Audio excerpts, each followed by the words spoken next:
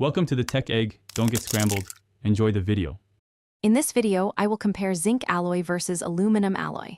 We'll explore their distinct properties and help you understand which material might be better suited for your next project.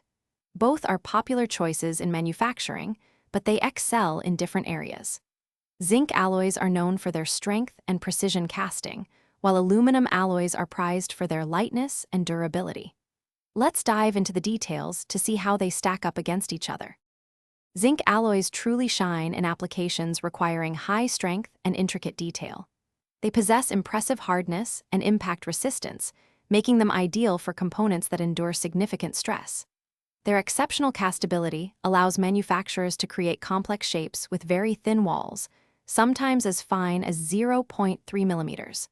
Furthermore, zinc's lower melting point, around 380 to 420 degrees Celsius, contributes to longer die life and more cost-effective production processes. Aluminum alloys are celebrated for their remarkable lightness, weighing approximately 1/3 of zinc alloys. This makes them perfect for applications where weight reduction is critical, like in aerospace or automotive parts. They also offer excellent corrosion resistance, particularly when anodized, ensuring longevity in various environments.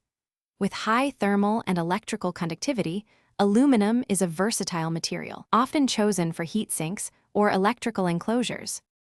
Deciding between zinc and aluminum alloys ultimately depends on your project's unique demands.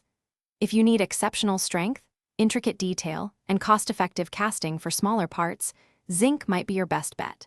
However, if lightweight construction, superior corrosion resistance, and high thermal conductivity are paramount, aluminum is likely the better choice. Carefully assess your application's specific needs to make an informed material selection. Thanks for watching. Consider subscribing if I helped unscramble your problems.